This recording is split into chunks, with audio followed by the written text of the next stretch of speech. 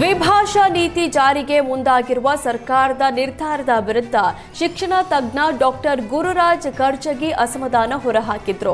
ರಾಜ್ಯ ಸರ್ಕಾರ ದ್ವಿಭಾಷಾ ನೀತಿಯನ್ನ ಜಾರಿ ಮಾಡಲು ಮುಂದಾಗಿದೆ. ಮೊದಲೇ ಇದ್ದ ತ್ರಿಭಾಷಾ ನೀತಿಯೇ ಉತ್ತಮವಾಗಿತ್ತು. ಮಕ್ಕಳು ಹೆಚ್ಚು ಭಾಷೆಯನ್ನ ಕಲಿಯಲ್ಲ ಅಂತ ಪೋಷಕರಿಗೆ ಆತಂಕ ಇದೆ. ಮಕ್ಕಳು ಹೆಚ್ಚು ಭಾಷೆ ಕಲಿಬೇಕು. ಹೀಗಾಗಿ ಹಿಂದಿಯನ್ನ ಮೂರನೇ ಭಾಷೆಯಾಗಿ ಮಾಡಿದ್ವಿ.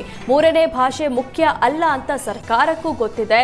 ಭಾಷೆಯಲ್ಲಿ ಪರಿಣಿತಿ ಇಲ್ಲ ಅಂದ್ರೂ ಮಕ್ಕಳಿಗೆ ಭಾಷೆ ಪರಿಚಯ ಆಗಬೇಕು. ಈಗ ತಕ್ಷಣ ಭಾಷೆ ತೆಗೆದು ಸರ್ಕಾರ ತಪ್ಪು ಮಾಡ್ತಾ ಇದೆ ಅಂತ ಡಾಕ್ಟರ್ ಗುರುರಾಜ್ ತಿಳಿಸಿದ್ರು.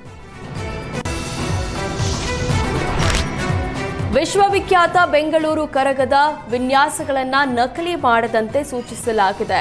ಒಂದು ವೇಳೆ ಧರ್ಮರಾಯ ಸ್ವಾಮಿ ದೇವಸ್ಥಾನ ಕರಗದ ವಿನ್ಯಾಸಗಳನ್ನ ನಕಲಿ ಮಾಡಿದ್ರೆ ಕೇಸ್ ದಾಖಲಿಸಲಾಗುತ್ತೆ. ಕರಗದ ಬಾವುಟ, ಛತ್ರಿ, ಕಲಶ ಹಾಗೂ ಇತರೆ ವಸ್ತುಗಳನ್ನ ಕಾಪಿ ಮಾಡಿ ಬೇರೆ ಕಡೆ ಬಳಕೆ ಮಾಡಲಾಗ್ತಿದ್ಯಂತೆ. ಕರಗದ ವಸ್ತುಗಳಿಗೆ ಕಾಪಿ ರೈಟ್ಸ್ ತರಲು ಧರ್ಮರಾಯ ಸ್ವಾಮಿ ದೇವಸ್ಥಾನದ ಅರ್ಚಕರು ತೀರ್ಮಾನಿಸಿದ್ದಾರೆ. ಬೆಂಗಳೂರಿನ ಹಲವೆಡೆ ಕರಗ ಆಚರಣೆಗೆ ಧರ್ಮರಾಯ ಸ್ವಾಮಿ ದೇವಸ್ಥಾನದ ಅರ್ಚಕರು ಬೇಸರ ವ್ಯಕ್ತಪಡಿಸಿದ್ದಾರೆ. ಕರಗಕ್ಕೆ ಅದರದ್ದೇ ಆದ ಪಾವಿತ್ರ್ಯತೆ ಇದ್ದು ಅದಕ್ಕೆ ಧಕ್ಕೆ ತರುವಂತೆ ಕರಗ ಆಚರಣೆ ಮಾಡಲಾಗ್ತಾ ಇದೆ. ಅಲ್ಲದೆ ಬೇಕಾಬಿಟ್ಟಿ ಕರಗ ಆಚರಣೆಗಳಿಗೆ ಬ್ರೇಕ್ ಹಾಕುವಂತೆ ಸರ್ಕಾರಕ್ಕೆ ಮನವಿ ಮಾಡಲಾಯಿತು. ಮೆರವಣಿಗೆ, ಉತ್ಸವ, ವೇದಿಕೆಗಳ ಮೇಲೆ ಕರಗ ಆಚರಣೆಗೆ ಬ್ರೇಕ್ ಹಾಕುವಂತೆ ಸರ್ಕಾರಕ್ಕೆ ಮನವಿ ಮಾಡಲಾಗಿದೆ. ಕರಗಕ್ಕೆ ಬಳಸ್ತೀವಲ್ಲ ಆ ಬಳಸುವಂತಹ ವಸ್ತುಗಳನ್ನು, ಅಲಂಕಾರಿಕ ವಸ್ತುಗಳನ್ನು ಯಾರೂ ನಕಲಿ ಮಾಡೋಂಗಿಲ್ಲ.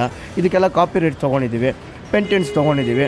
ಇನ್ನು ಮುಂದೆ ಏನಾದರೂ ಈ ಥರ ಕರಗಕ್ಕೆ ನಾವು ಮಾಡಿರುವಂಥ ವಿನ್ಯಾಸಗಳು, ನಾವು ಮಾಡಿರುವಂಥ ವಸ್ತುಗಳನ್ನು ನಕಲಿ ಮಾಡಿದ್ರೆ ಅಥವಾ ಕಾಪಿ ಪೇಸ್ಟ್ ಮಾಡಿದ್ರೆ ಅವನ್ನ FIR ನಾವು ಇಲ್ಲಿ ನಮಗೆ ಸಂಬಂಧಪಟ್ಟಂಥ ಇಲಾಖೆಗೆ ಒಂದು FIR ಮಾಡಿಸಿ ಕಾನೂನಾತ್ಮಕವಾಗಿ ಕ್ರಮ ತೊಗೊಳ್ಬೇಕಂತ ನಾವು ನಿಶ್ಚಯಿಸಿದ್ವಿ.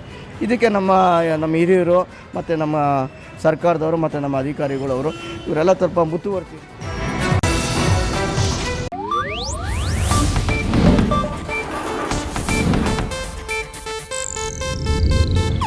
ಇದು ಏಷ್ಯಾನೆಟ್ ನ್ಯೂಸ್ ನೆಟ್ವರ್ಕ್ ಪ್ರಸ್ತುತಿ.